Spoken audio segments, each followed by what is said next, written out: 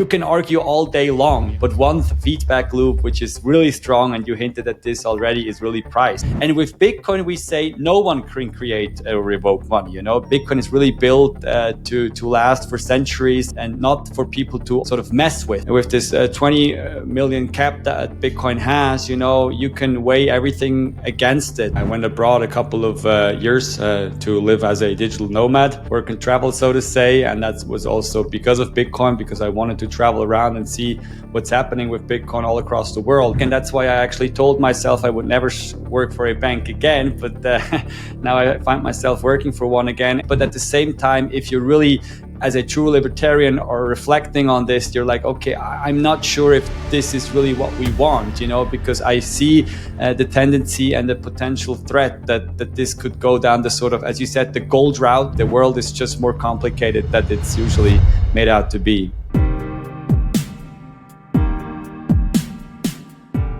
Before we get started with all the topics, give us some background of who you are and why you're excited about Bitcoin. Yeah, sure. Yeah, as said, my name is Pascal Huegli. I'm originally from Switzerland, lived here my entire life until I went abroad a couple of years to live as a digital nomad, work and travel, so to say. And that was also because of Bitcoin, because I wanted to travel around and see what's happening with Bitcoin all across the world, how it's being adopted in different countries. So I went to Pakistan, I went to other parts in the eastern part of or western part of Asia, so to say, and then also went to Latin America, all of the places in Central and South America, and then afterwards also to Africa. And but I mean, generally speaking, I got into Bitcoin in 2014, 2015. That's when I really started paying attention. I was studying Austrian economics before. At university, I was studying economics in general. But then obviously you don't hear that much about the Austrians. And this got me curious. And then I started researching online. Really got ever more deeper into the whole topic of monetary theory, monetary history. At some point, discovered Mises University in the US. I don't know if you're familiar with that. It's this think tank out of the US where still a lot of Austrian scholars are at. And they have like summer schools over summer. So for everyone that's listening here and is maybe still younger or in their student age, I think they're still doing these Mises universities, and it's sometimes during the summer, and you can apply for sort of a scholarship, and then you can get over there and 1 week, you get just a really nice education on Austrian economics. And I did this also back in 2015 or something, and there I really heard about Bitcoin for the first time. Really, somebody, Patrick Burns, for me, he was like the sailor before sailor. He was already with Overstock, really shilling Bitcoin, evangelizing it. And there, that got me curious. And ever since I fell down the rabbit hole, worked as a financial journalist also in Switzerland, covering Bitcoin and obviously also the wider crypto space, published a Bitcoin book back in 2019. And then, as I said, was traveling around as a digital nomad, and now just recently published another book that we might want to talk about a little, and also work at a bank now, partly at least, like part-time, at a Swiss traditional private bank who has been in the crypto and Bitcoin space for 6 years already. So and I'm sort of an investment manager there, being responsible for all the Bitcoin stuff. Interesting. How is it to work at a bank when you know Austrian economics and being a Bitcoiner? Well, I mean, yeah, it's obviously it is something different, and I'm definitely not a typical banker. I used to do an internship at a bank at UBS, which is like Switzerland's biggest bank and one of the biggest banks in the world.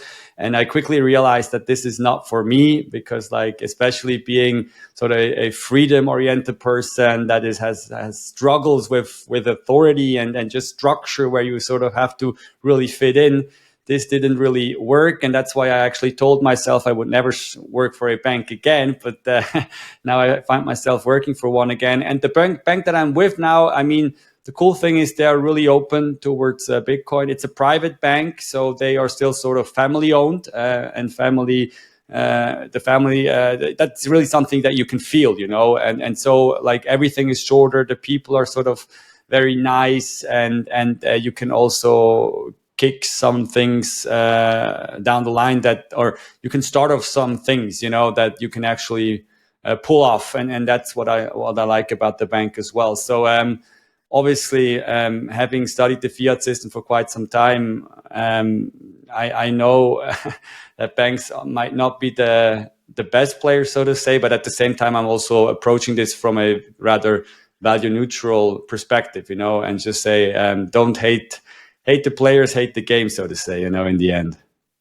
It's also interesting with, especially with non-central banks, so just like commercial banks, they are not necessarily the bad thing in the fiat system, because if you have like the banking system of like, okay, I just want to store my wealth somewhere, or I want to have outside capital somewhere.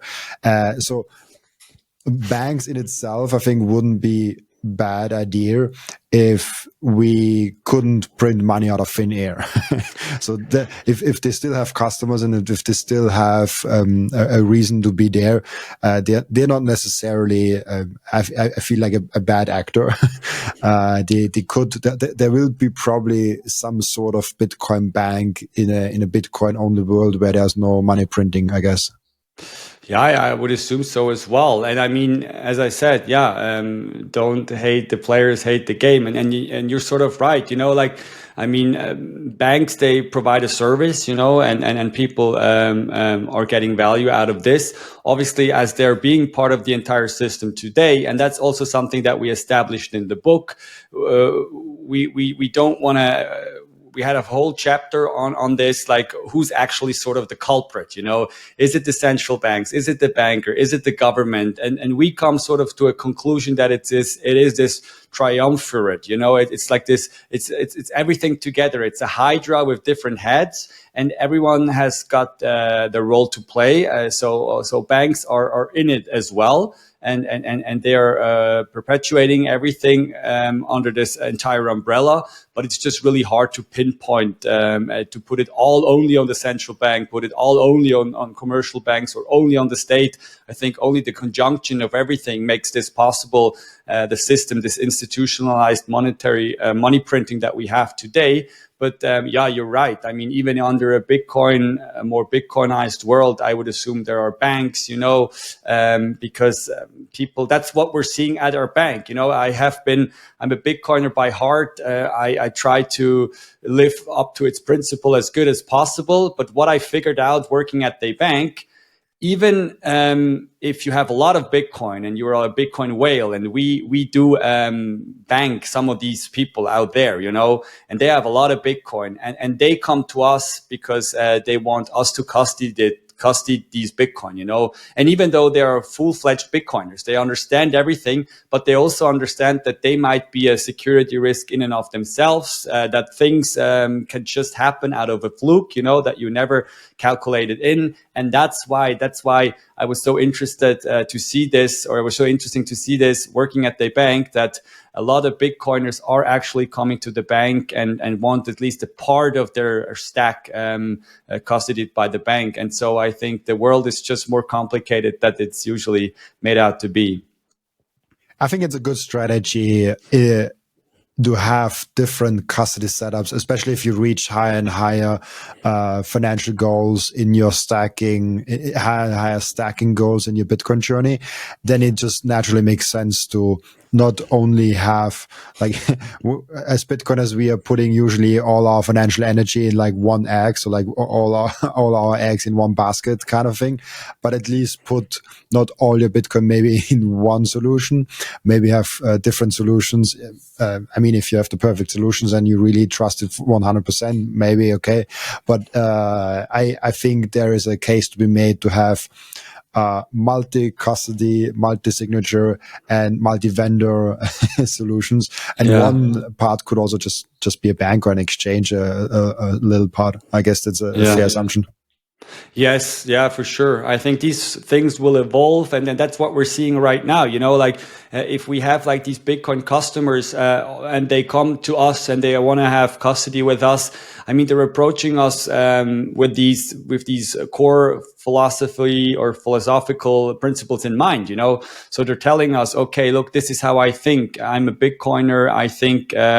I believe in transparency, don't trust, verify, and all these things. So as a bank, from you, I do also sort of expect this, and that's then where we have to adapt. And we're slow to adapt because it's a bank and we're part of an old system, where things have not been done this way. But this is the feedback that we're getting. And so we're approaching each other. And as you said, at some point, I can totally see that these worlds commingle and they sort of intertwine where you have maybe shared custody with your bank. So you have a key as a customer, the bank has a key, and maybe a third, like trusted trustee or something, has a key as well. I mean, these things are still being figured out as we speak, because there's also the whole legal background, the whole compliance stuff. From our perspective as a bank, it's really hard to say, okay, we now sort of give custody up to some third party as well, because we are not allowed to sometimes legally.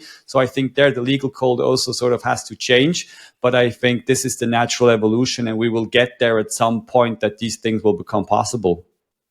Yeah, and especially when you have collaborative custody and also some sort of, because collaborative custody is really an interesting solution where you have a partner, but you still have the control of it. And there's custody solutions also where you only have one key out of two. So then it's more of a proof of reserve, in my opinion, that you at least see it on chain. But it's better than have it just on an exchange. Are you, do you think that this concept of proof of reserve and this concept of transparency and verify yourself will actually also get into all those institutions? I mean, we just heard, because you mentioned him before, Seyr, who made really good points also against that when you're a publicly traded company. How do you look at proof of reserve and this ethos of trusting only yourself? Yeah, exactly. It's actually a valid argument that we're having here, because I think it's not so clear cut. It's not black and white. And as you said, Seyr makes some great points, being a public company with all the challenges that come along with this as well. At the same point, people point to other arguments, which I think are valid as well, because this is what I like about Bitcoin, it is sort of different. And if we now just go along in the typical way how everything has been built in the traditional system, then we're not gaining that much, when it comes to we might have Bitcoin and the base layer and everything, and there it's super transparent and all these principles are sort of also enshrined. But I'd like to see a world where this is sort of spawns some other things in the traditional world as well, and Bitcoin having an impact, and changing things in that world.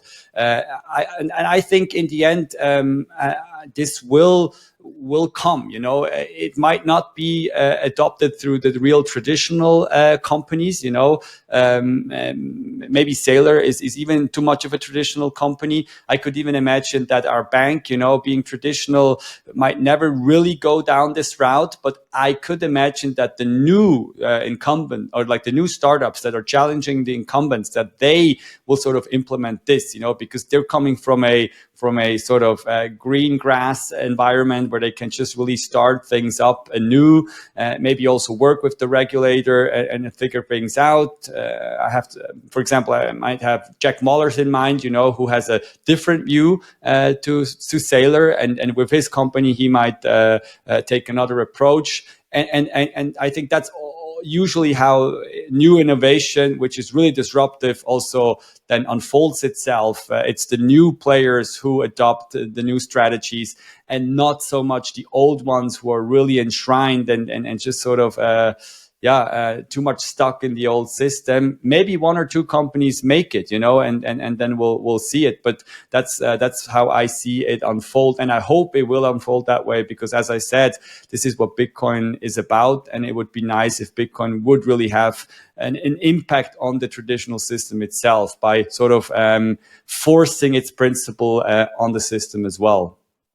It's super interesting when you think about what Bitcoin's impact will be, because we probably don't have a real clue. If you look at any really disruptive technology in the first 10 years, it's kind of the starting point, 10, 15 years. And then the real change happens within the next 20, 30, 50 years. So it's really hard for us to see, okay, what did Bitcoin do now in the last 15 years? Yeah, it built itself out. It made, it made its way to many different people, many different companies, many different institutions. But like, what is the real impact Bitcoin will actually have on the traditional financial space, on companies, on individuals in 50, 100 years? Are you convinced that those traditional financial space and I guess we can just call it fiat system, that this will eventually die off because Bitcoin is just too strong and spreads too fast?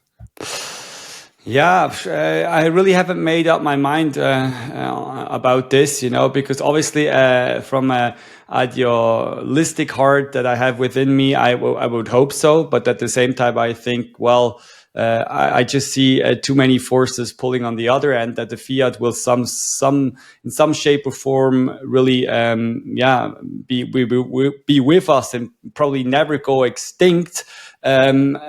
I have a feeling that this will sort of balance itself out, and the fiat system will always be around. This is also something that we touch upon in the book, where we make this really tangible comparison to the Reformation, and the Catholic Church.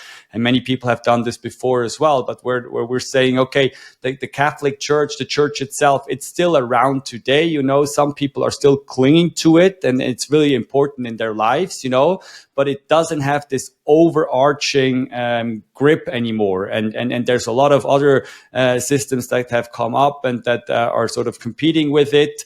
And I could imagine the fiat system going the same route, in the end, that it will never really go extinct.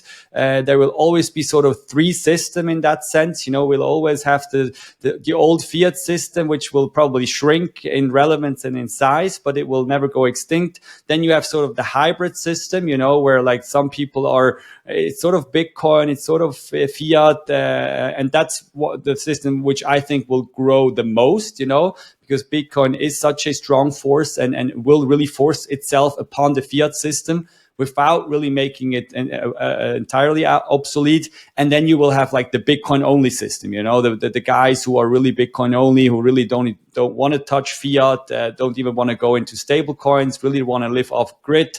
I have a feeling that this will never really take off as well, just because people are not like this. But I mean, maybe that's just my angle and my perspective from where I come. Maybe in 30, 40, 50 years time, the world has moved on and people think entirely differently. And then something like this is entirely possible. But this is sort of my thinking on the topic. Maybe for some, this is too much of a boomer thinking, but I just can't really get myself to be too convinced and too hyped up if I will ever see something like this in my lifetime. The question of time is really valid, because I'm fully convinced that we will be on a sound money standard at some point, but what if it takes 1,000 years? Like it's something that is definitely possible in my eyes. I like the comparison with cars and horses, and you've seen those popular pictures probably a lot, where you see the city, I think in New York it was, where you see like a lot of horses in like one car, and then 10 years later you see a lot of cars and just like one horse. And still to this day, you've mentioned you also lived in Vienna. In Vienna on Sunday, you can still see the horse carriages sometimes running around in the main city. So the horse as a vehicle to go from A to B never fully went away. because there's some nostalgic value, or people maybe like the feeling of sitting back and being in the old times.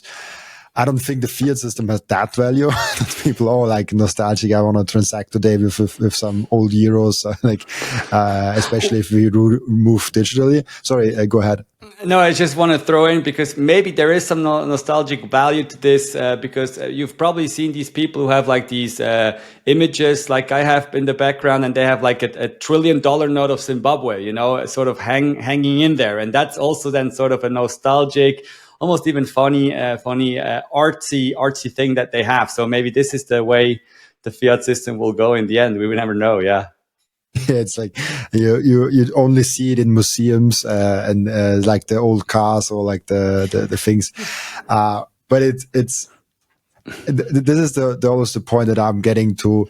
We're all just guessing what Bitcoin really will do in 50 years, because it's so disruptive and so fast that like what do we really like? How does it really change our financial system? It's really hard to say for me.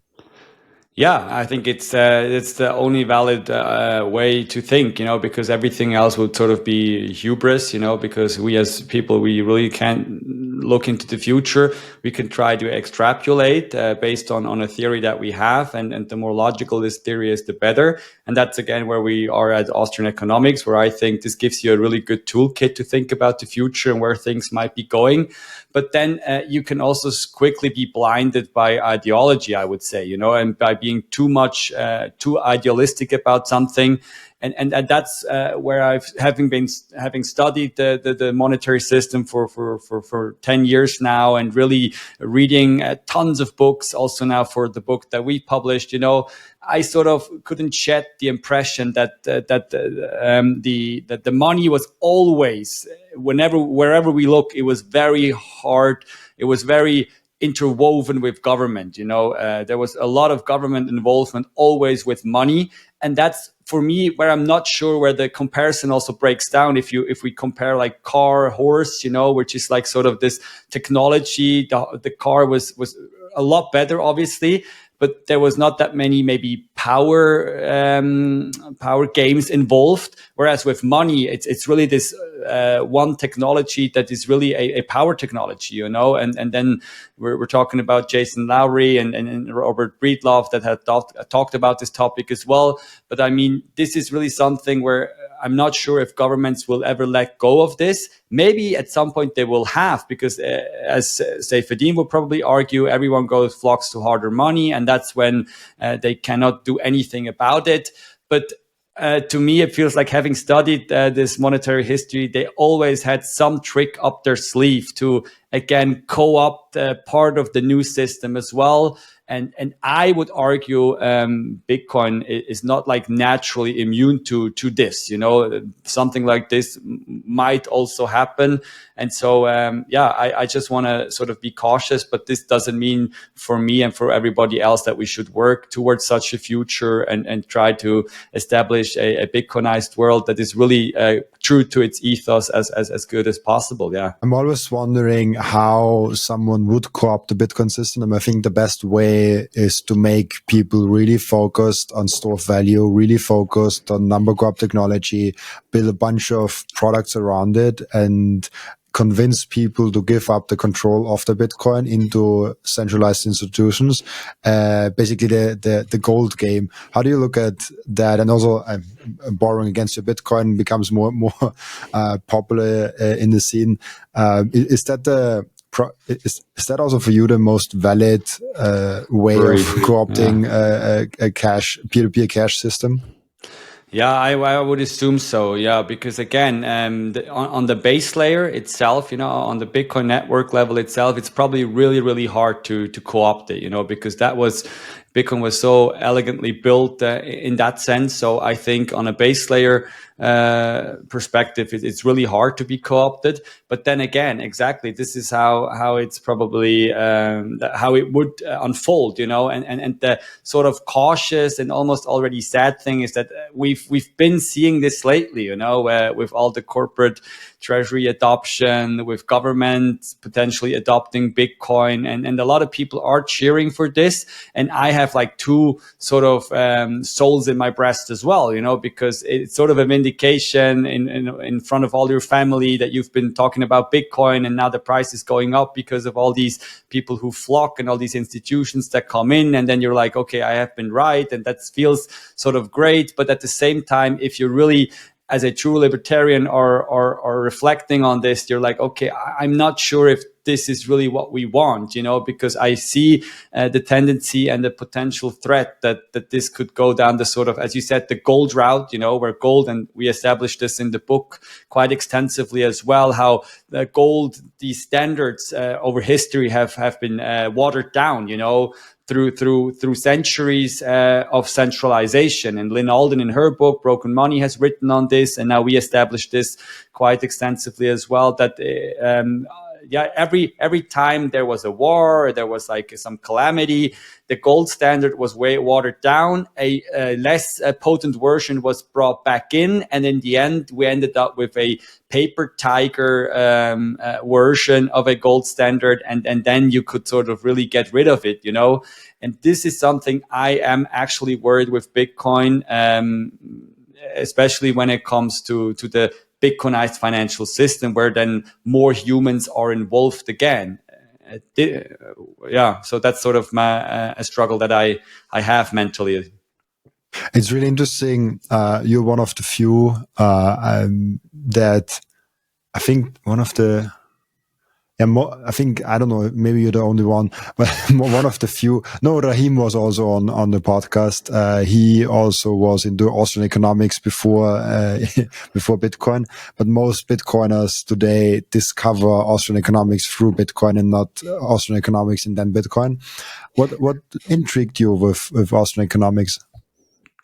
Yeah, and I have to give tribute to Rahim. It was really he that really not piqued my interest, but then really got it going. You know, we were talking offline or just before we started that I was in Vienna, was sort of a Werkstudent, sort of an intern, you know, at the Scholarium.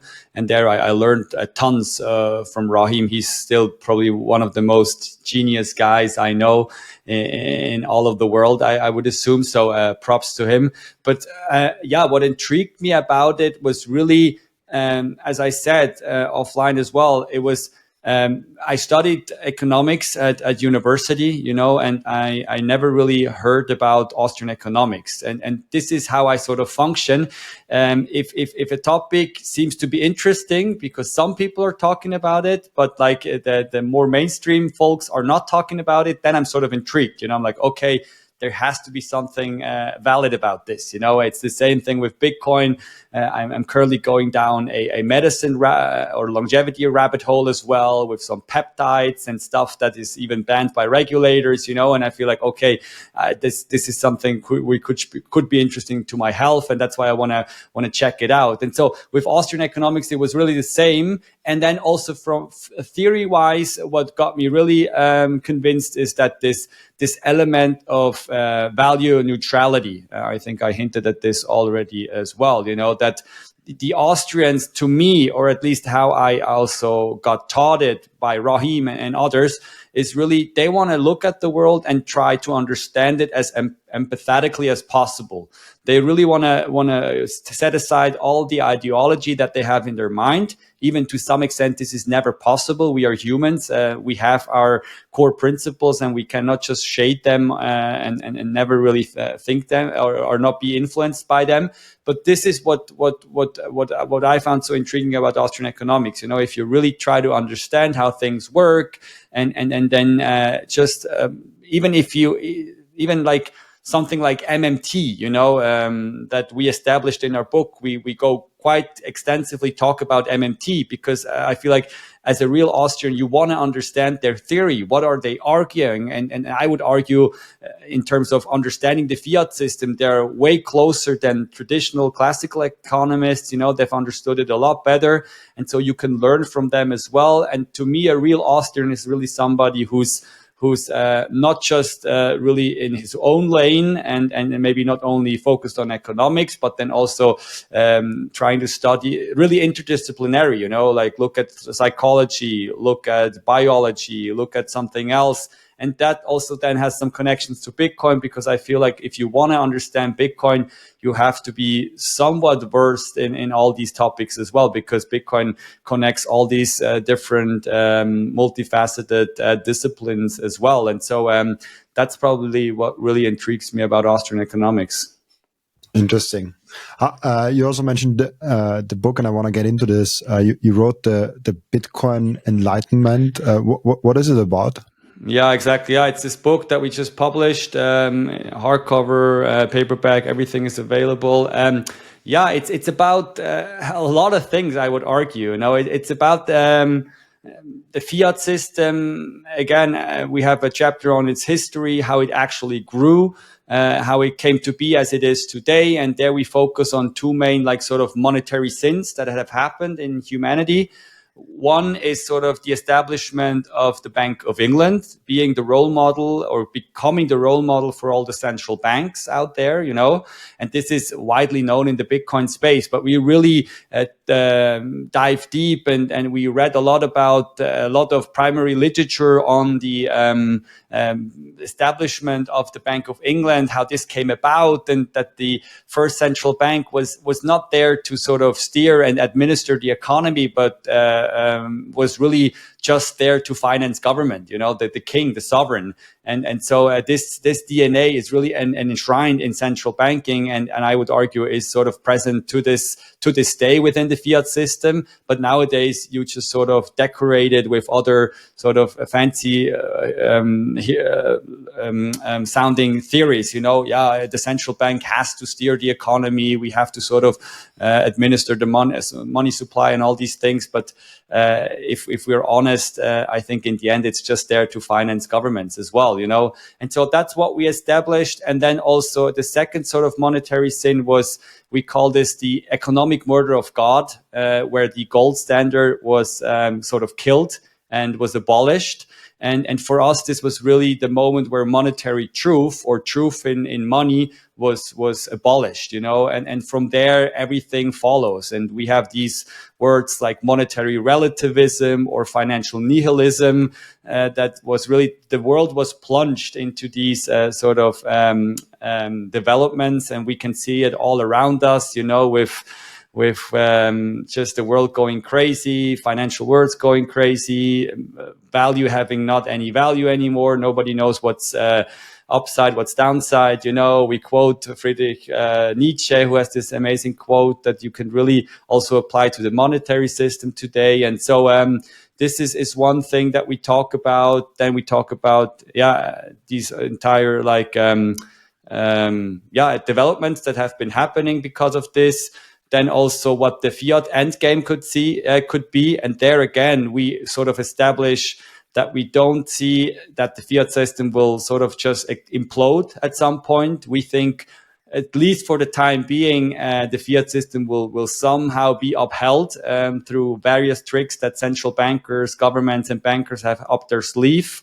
But we really think it will be sort of a system that will just procrastinate ever more. And that's why we then point to Bitcoin as a solution to opt out. And then we write about Bitcoin, as I said, really compare it to the Reformation, how that has been. There's many parallels there, which are so fascinating if you uncover them. And then we also talk about how a Bitcoinized world, in our view, could look like, where, as I said, with these three systems, where the merge of Bitcoin and fiat will probably be the most prevalent system in the future. So that's probably it in a nutshell. How does it? I've never heard that actually. The comparison to the Reformation. Yeah, that's a good one. I mean, there's just a lot of parallels, that I find really interesting. If you really go deep, I mean, we start with the printing press, and we really compare Bitcoin. Maybe it's technology, which is to usually quote unquote said the blockchain. We compare it to the printing press, who really enabled this innovation. And really Satoshi being the person who put all these moving parts together, and with the printing press, it was sort of similar. You had Johannes Gutenberg, people might know from school, he was the one who invented the printing press, but he didn't invent it. He just put together all the pieces, because there was stamping, there were stamps with ornaments, letters, there was paper, everything was already there, machines were also there, but then he put all these moving parts together and built the printing press itself, and that's where it got really famous.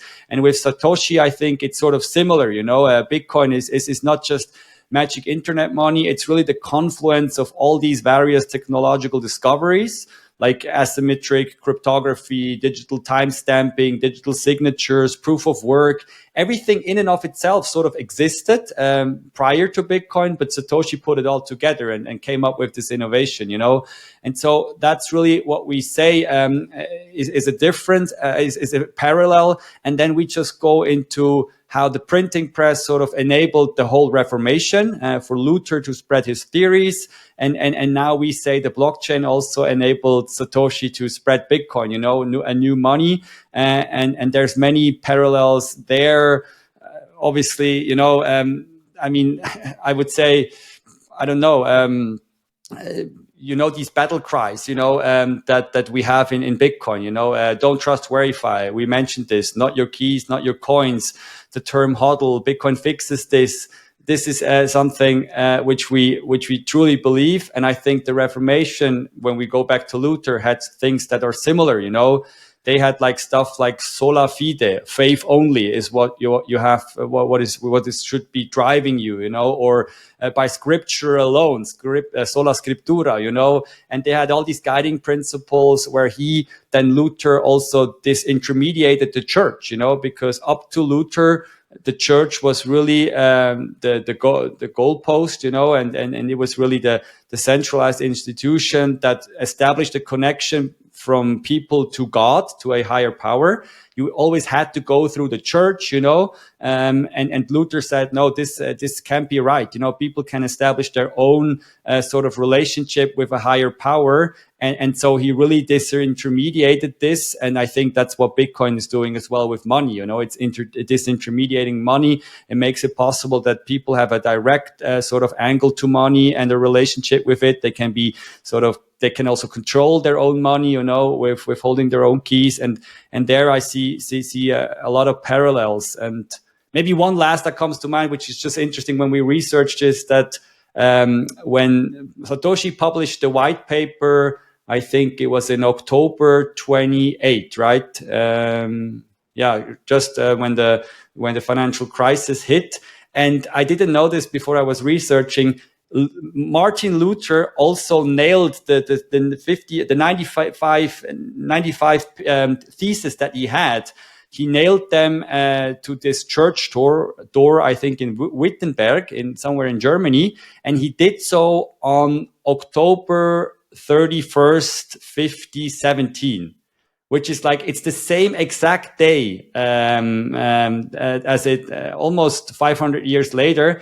And to me, it was maybe this was an accident. Satoshi himself saw himself as a modern Martin Luther. Otherwise, he wouldn't have done this. And so there's many, many parallels that are just interesting to explore. The first time I ever made any money, I got myself from that money a watch. And ever since then, I collect timepieces to remember times where I achieved some milestone. That's why I got the Bitcoin 2025 edition when I went to my first ever American Bitcoin conference. So for me, the Bitcoin watches from Coin Vigilante represents the time that we are living in. For every person that wears a Bitcoin watch, I know they are representing sound money to the outside world. Make sure to check out those amazing Coin Vigilante timepieces down in the descriptions. I love those watches so much. The most important thing for your Bitcoin journey is not buying Bitcoin, but it's how to keep them. And yes, you have maybe the right tools, but how do you actually go ahead and stick it all together so it's the most secure for you personally? Self-custody is a deeply personalized journey, and the Bitcoin way is helping you exactly finding that correct setup for you personally. They are also helping you with securing your own cybersecurity. And if you want to go one step above all that, you can even get a consultation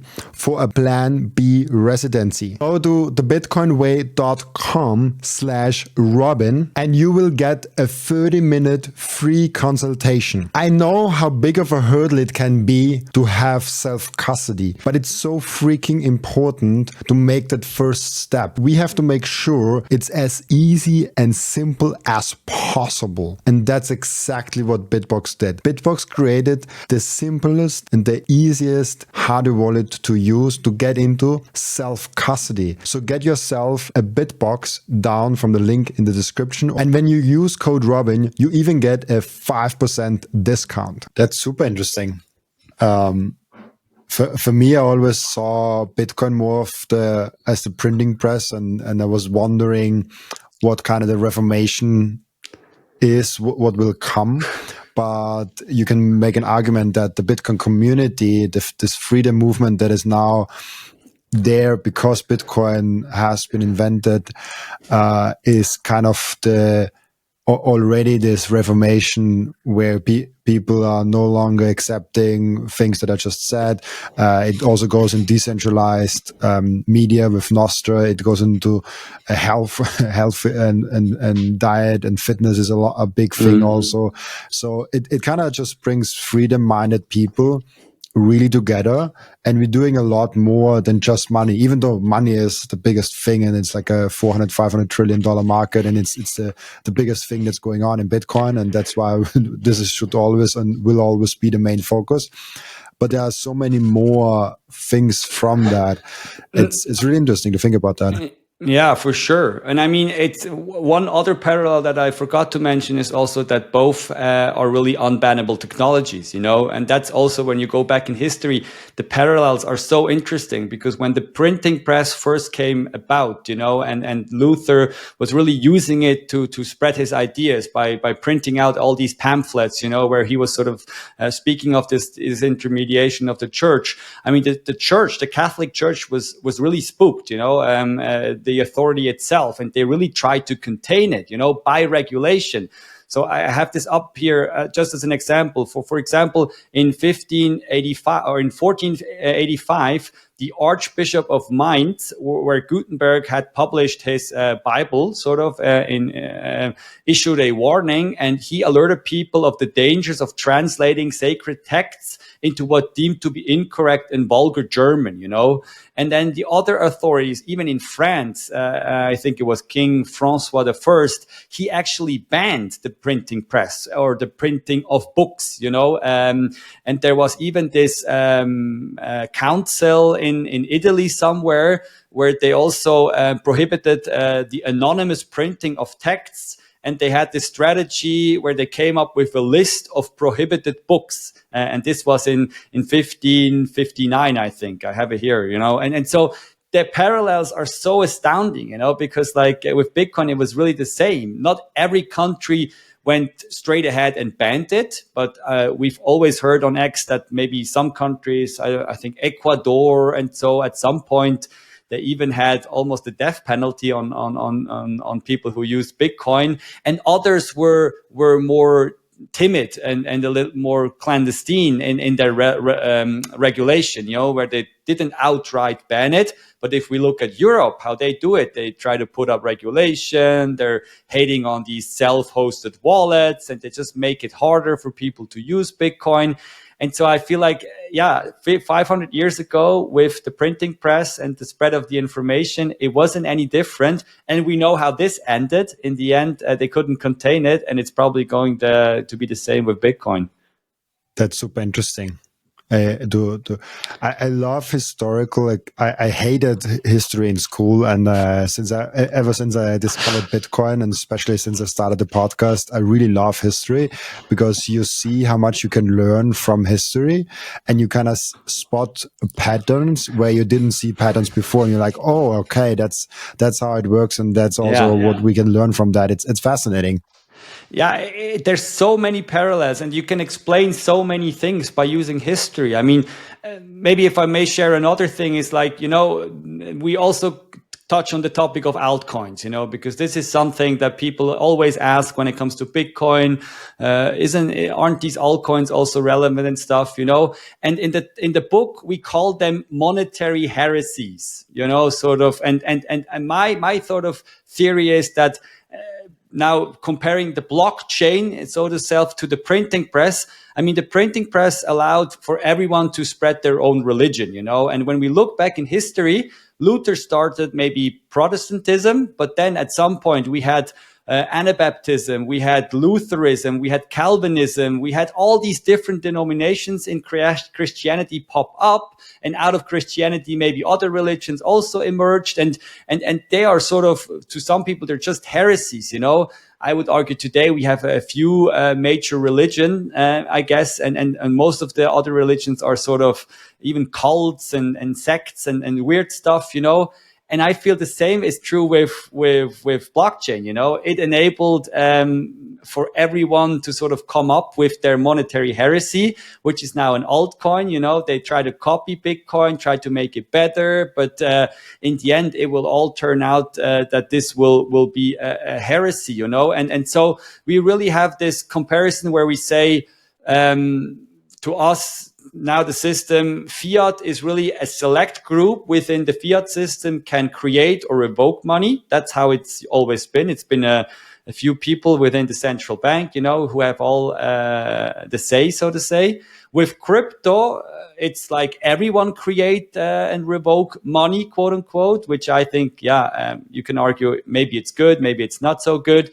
And with Bitcoin, we say no one can create or revoke money, because like Bitcoin is really built to last for centuries and not for people to sort of mess with, And so this is also a conjunction that we make, but where we just really go back to the Reformation, arguing, okay, it hasn't been any different. Humans, they always try to divert, or like sort of, how would I say, make things. You know what I mean? It's just like make other things with something which is pure, and so that's just interesting to see as well. And it's weird the time that we're living in because there's so many different currencies and people confuse currencies with money. Most people do. For me, money, when you look at that, it's kind of winner takes it all game. So we will probably have long term only one best money. There might be fiat tokens. There might be things that the governments still issue to pay taxes and whatever. However the form looks, as we discussed before, however fiat will kind of be still in the game. But money, the sound money, there will always be one main winner in the long run. So those altcoins might do something helpful in society, but it's probably not money. Yeah, exactly. And that's the same. Maybe me being well, that's maybe goes too much into personal stuff, but I mean, I'm a Christian myself, sort of a religious person, quote unquote. And from my perspective, obviously, I would also argue there's in the end one true religion, because there's always, everywhere we look, there is absolute truth. And even though I wouldn't go about and really disavow other people for believing other things, I really have my values. And when it comes to my religion, I would also say, look, there's only one true religion, and this is why. I would present all my arguments. And so the same would be again with when we compare it to altcoins and Bitcoin. You know, I would say, okay, there is one true money, and everything else has like sort of the appearance of being money, and yeah, everyone can create it. But if you really go down the route and evaluate all the arguments, I would argue a lot of the different altcoins don't meet all the criteria for the one true, actual, liquid, most saleable good, which is money, you know, and their Austrian economics helps as well to differentiate. But yeah, that's sort of how I would argue, and so in the end, yeah, I think that's sort of important to understand, yeah.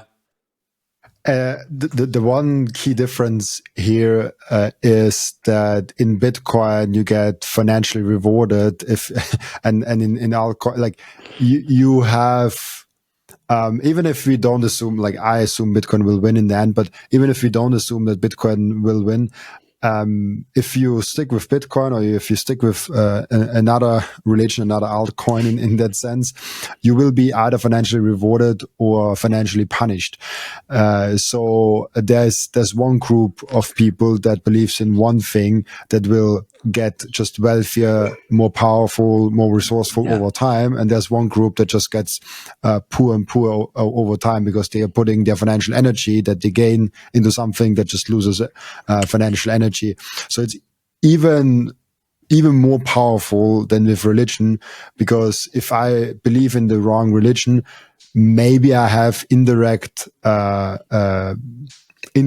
disadvantages from that, in like having a bad mindset, having a bad way of life and stuff like that. But with money, it's very direct. You lose even if you have the right mindset. Yeah, that's a great point. I mean, the feedback loops and the incentives and really like, yeah, the effects that it has, they are sort of really direct, you know, as you say, you know, because you see it go up in value over a long term, and the other things losing out in value. I mean, I'm no sociologist and I've never really studied religion, but I mean, there are sort of these people who say it might be similar to with some religions, at least, you know, there are like the Abrahamic religions, and they are sort of maybe sort of the same. But then if you compare it to other religions, it's maybe better to be among a Abrahamic religion to live a society and structure and order a society than be among another religion, which is maybe not so scalable and not so fond of collaboration and everything. You know, I don't want to judge because I'm really no expert here, but all I can say, I mean, I figured this out when I was traveling around, you know, and we went to Pakistan, and this was very interesting to see. I always picture Pakistan to be really dirty and it really just, I can't eat anything on the street.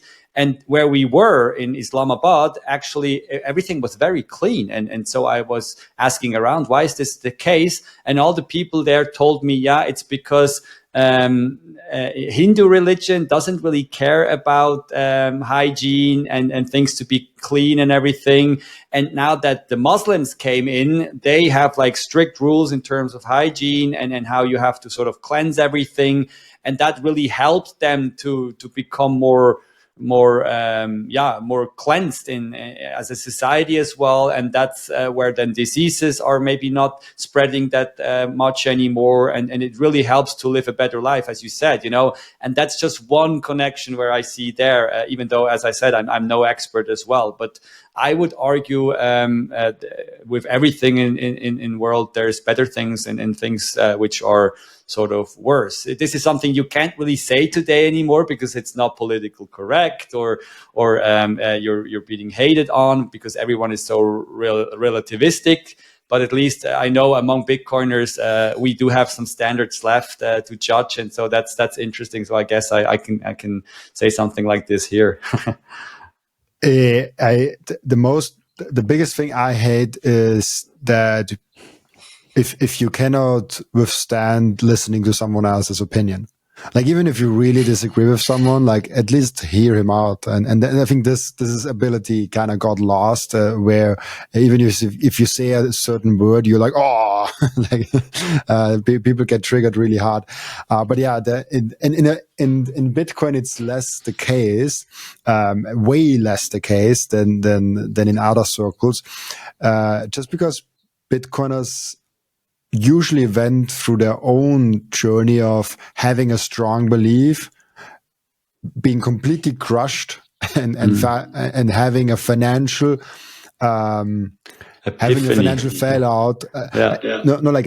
They have a very big financial disadvantage from not being more open-minded earlier and not being in Bitcoin earlier. So you get kind of an ego death, as Jeff Booth always describes, naturally with Bitcoin.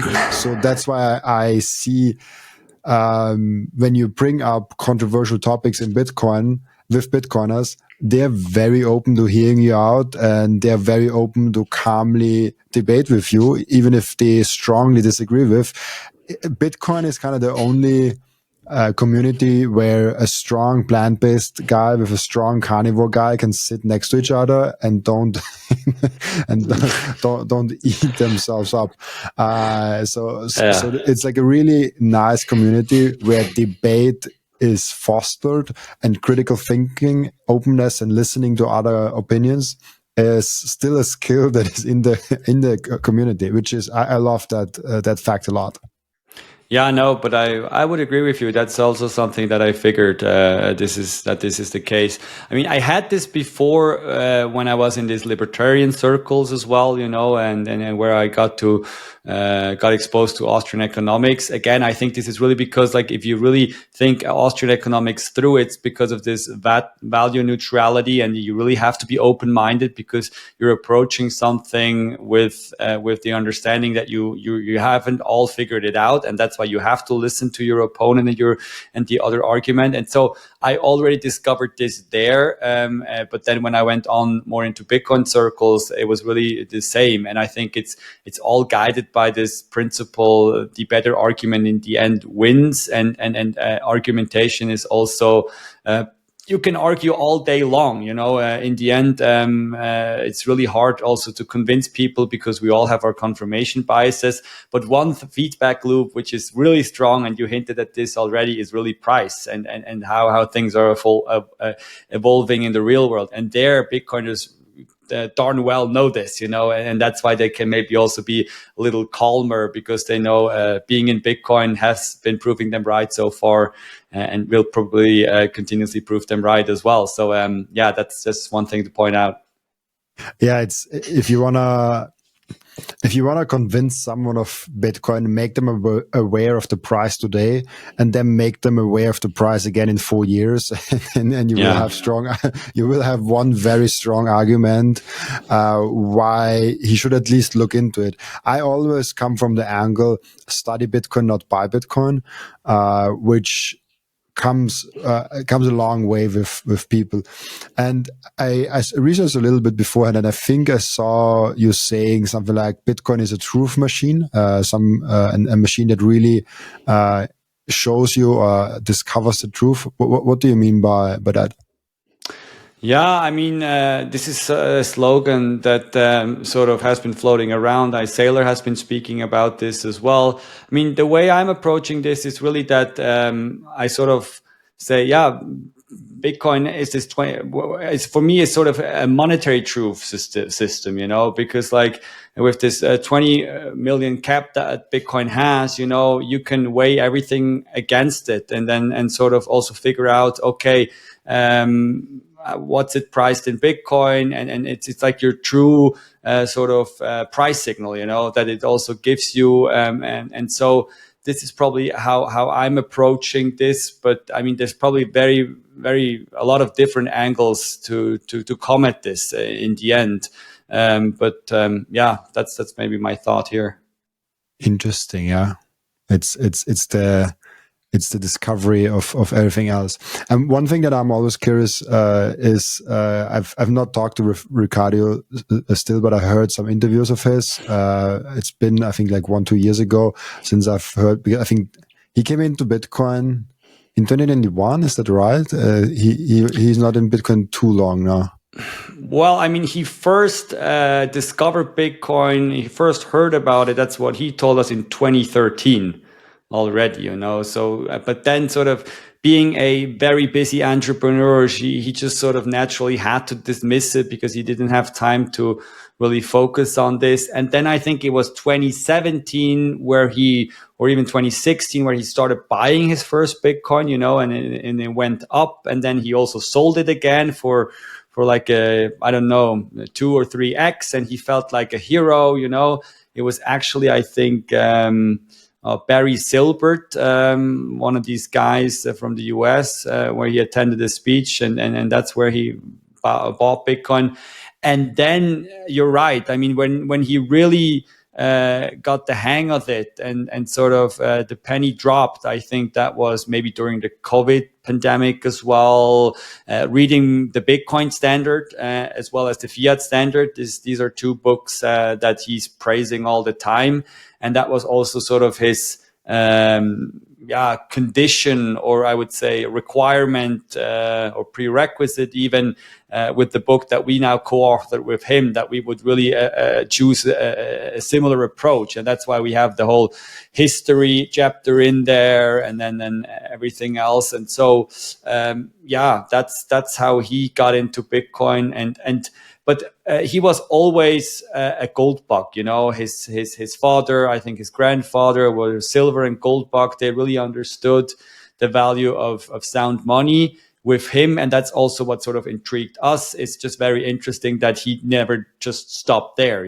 When he heard about Bitcoin, he was really open-minded to understand it. And I think nowadays he still likes gold, and he still holds gold. But I think he would even argue himself that Bitcoin is the better gold, and so hence his exposure to Bitcoin, that you can read sometimes it's up to 70 or 80%. I mean, I don't have no special insights there because I've never seen his portfolio, but from what I've gathered, he's quite heavy into Bitcoin. Yeah. And there aren't a lot of billionaires. I think in the world it's quite rare to be a billionaire. It's like 2,000, 3,000 people, something like that. I've heard.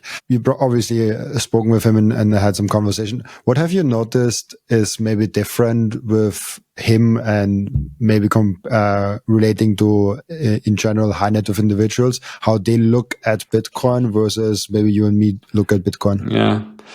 Yeah, I mean, probably what's very different with him to ultra high net worth individuals here in Switzerland, being part of the bank, I get to talk to some of them as well, and I have, being in Switzerland, every now and then you meet a person that is really, really wealthy. And the thing here is that these people have never really experienced the real downsides of fiat. That's the problem. The ones here in Europe and Switzerland, I guess. And with him, it's the complete opposite. And that's also, we have a chapter. It's sort of a biography on Ricardo in the book as well. It's the first chapter. And there we describe, and this was something that we established when we were talking to him and doing the interviews, how he was really a victim of hyperinflation in Mexico. I think it was in the 1980s when the Mexican Revolution hit. And then at some point he saw all his savings really evaporate and being hyperinflated away. And this is something that really, made him aware of that problem, and gave him this sort of thinking that he has today. And so this is certainly different, I guess, with a lot of other wealthy people. I would assume there are other wealthy people, other billionaires in countries that have gone through this. Maybe it's just that they don't care about Bitcoin because with billionaires, usually they don't have any problems anymore. I mean, at least not like basic problems. Every need is sort of covered. But then at the same time, if you think differently, I mean, they have a lot of problems because they have a lot of wealth to protect. And so I'm personally a little bit flabbergasted and astonished by the fact that we haven't seen more billionaires publicly announce that they're into Bitcoin. I would assume it's really that they don't want to go public, because they maybe don't want to draw all the attention to them because like all the Bitcoin, the cyber hornets would immediately be all over them, and so maybe in secret and behind the curtains, I would assume that more people have already looked at Bitcoin and might already be holding Bitcoin. I mean, I know personally of two people who are almost billionaires, and they have never really talked about it, and they are into Bitcoin. And so, yeah, I would assume this is it. Yeah, because on my own podcast, I just quickly recently talked to Eric Weiss, the guy who orange pilled Michael Saylor. And he really told me that Saylor, and this is what we can see, Saylor really sacrificed himself. You know, he's now this public figure. He's undeniably linked to Bitcoin, to the success of Bitcoin. Should this not go the way he thinks, and we all think, I mean, yeah, it would be a very big reputational downside, I guess, which we think is not really there, but you never know. And so it's also quite, noteworthy if somebody does this, you know, and I think not every person has this courage, which I think is what's needed the most. Yeah. I would assume that most of those 3,000 billionaires have some allocation to Bitcoin in some sort of way. That's just my personal. I think that's probably just true. Even though I have no evidence of that at all, but having them with zero Bitcoin, with all those advisors, with all those things that they have, at some point you're like, okay, let's pick up a Bitcoin. Yeah, it's true. I really don't know, but maybe some people are also just too busy, and even their sort of advisors, you know, don't care about it because of ideological reasons. I mean, Bitcoin, I think we're really getting there, that it's being no more demonized, or it's no more demonized, you know, and I think we're really on this journey.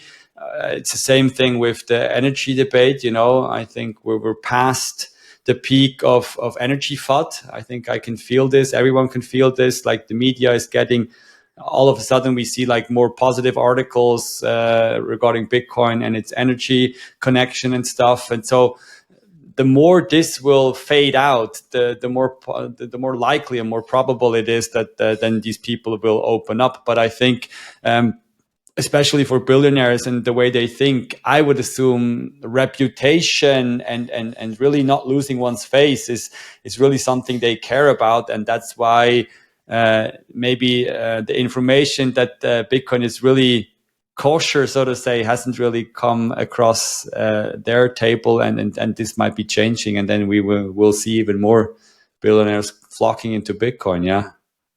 And you also told us, or maybe me, in before the recording, that you also were a digital nomad, and that's how you met Ricardo. You're still into digital nomad, or you have now a base? Yes, no, I did it for almost 2.5 years, I guess, in total. And I'm now based again here in Switzerland, out of Switzerland. That's, as I said, where I'm born as well.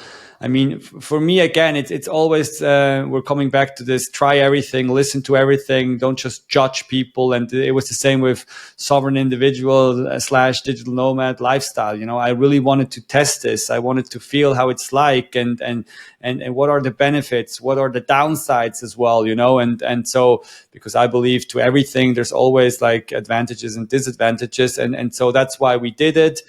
We really enjoyed the time. We still have a sort of a cedula, a place in Paraguay where we're sort of officially signed in. So if push comes to shove here in Europe, and you really have to flee, we may be able to get out, you know, and have a sort of backdoor plan. But at the same time, I mean, there were also a lot of inconveniences, you know, mostly being away from your friends, being away from your family, and that's why we now came back to Switzerland, and for the time being, for sure, settled here again. Because again, Switzerland being sort of this Gallic village in Europe, it's still one of the few citadels we have here in the fiat world, which is sort of bearable, you know, to live here. Absolutely, we made the full circle through to the to the first small discussion about Switzerland. We have one question that I ask each and every one of my guests, and the question is, what can we learn from you besides Bitcoin? Oh, that's a good question. Well, I mean, it's sort of related to Bitcoin, but maybe coming back to the book, I mean, one thing is really that, follow your dreams, and just push ever harder, and then things might come true, because contacting Ricardo was really against all the odds, I had like 1,800 followers on X. I still reached out to him, he having over 1 million followers, and I didn't go through the company route because I thought I will be turned down immediately. So I did through all the private channels that were sort of open, and I just also maybe being a little pain in the ass, try to push for this, and then in the end it worked out, and I even got to write a book with this person, and I'm still sort of amazed how this actually worked out. But this then again showed me it's really important to just follow your dreams and then push hard. And if you have some perseverance, I guess you will be remunerated, and so this is maybe what I can share right now. There might be some other things in terms of sports and longevity. As I said, these are topics that I'm following as well, but there's maybe more advanced people you guys can learn from. So that's what I have to share for now. I love that. Really, really cool. And 100% agree with that also. We have an end routine in the podcast where the previous guest is asking a question for the next guest without knowing who the next guest actually is. And the previous guest asks you the question, what do you think is a true risk of Bitcoin? What kind of keeps you up at night? Well, I mean, as I said, I think we established some of this already, with the centralization topic. I don't think it's a true risk in the sense, as I said, that the base layer could be disrupted, but it's a risk to the way we think everything is going to turn out, and we really challenge the fiat system in an even more straightforward way might be not the way it turns out. So this is one of the risks that I'm contemplating, and that I'm also interested in everybody else's view on that. And then, I mean, another risk, one thing that I recently learned, which I found sort of interesting, but again, I'm no expert there, is with the quantum risk, which is always sort of talked down. But I recently talked to Jameson Lopp on my podcast as well that I have, and he's really the cypherpunk Bitcoin expert, and he told me about the risk of should quantum computing ever become so powerful that it could break the algorithm behind Bitcoin, then maybe Satoshi's coins would be at risk, and because nobody has a way to move Satoshi's coins, we can also not move them to a more quantum resistant algorithm. And then at some point, these Bitcoins would sort of be hacked and then be put back onto the market. And as we know, it's 1 million coins still. So this is something I've been contemplating and thinking maybe in 10 years time, quantum becomes an actual threat. Then we have this news, Bitcoin corrects from $700,000 to 500,000 because of Satoshi coins being sold. And then this would wreak some havoc, but probably long term, it also wouldn't bring Bitcoin to its knees. So that's just two things that I could share off the top of my head. Yeah, it's an interesting way of thinking of like, what if Satoshi's wallet is in whatever way getting unleashed again. I think we are over the hurdle of it being an actual existential risk, but it definitely is a short and maybe even medium term price risk if you care about that. Some Bitcoiners do, I heard. Yeah, I mean, that would just be what my interest as a researcher on quantum computing, This is like the bug bounty, these 1 million Bitcoin, because maybe in 5-6 years time, Satoshi will officially be the richest man in the world. Who knows, depending on the Bitcoin price. And then you have an actual bug bounty. And so I would be well advised, to really work on this if I had the skills, because this is quite a honeypot there. So don't want to give any advice to any quantum researcher here, but who knows? This is maybe your life's project. It's the biggest bounty out there. Probably, yeah. It's like the bug bounty programs usually offer like a few $1,000s, maybe a few tens of $1,000s. If it's really a good one, maybe a few hundreds of thousands of dollars. But a million Bitcoin, nothing compares. Nothing compares to that. Thank you so much, Pascal, for being on and being just an amazing guest of mine. Before I let you go, where can people find you and ask you questions? Yes, it's probably best to connect with me on X. PAHWEC is sort of my acronym that I have there. People can also reach out to me over Telegram, LinkedIn is possible, Nostr. I'm even on Nostr as well. And then, as I said, I have my own website, which is lessnoise-moresesignal.com. And I have my own podcast, which is called, it goes by the same name. And so, yeah, I'd be happy to connect with everyone. And I'll be in Prague, but maybe the episode will only come out once we're after Prague. But are you going to be in Prague as well? I will be in Prague, and the episode will come out after Prague. Yeah. Then we can cut it out. But no, I think it's fine. It's actually I make viewers aware of the fact that it's pre-recorded, because sometimes there are things in there that don't make sense anymore. It's very rare that there's even something timely in there, but I do like to be as transparent as possible. So for the few people, and I know for YouTube statistics and like all the podcast statistics, it's like usually like 30% of the people that started actually are still around at that time. So I think the few people that are still around really deserve to know that. Yes, exactly. And maybe we meet some of the people in Prague and they will after listen to this episode and then remember. So it's going to be nice. We're looking forward to seeing you in Prague. And also thank you so much for taking the time. Also thank you so much for everyone that is watching and listening, for joining us today. As always, I'll be back tomorrow with another episode. Bye-bye.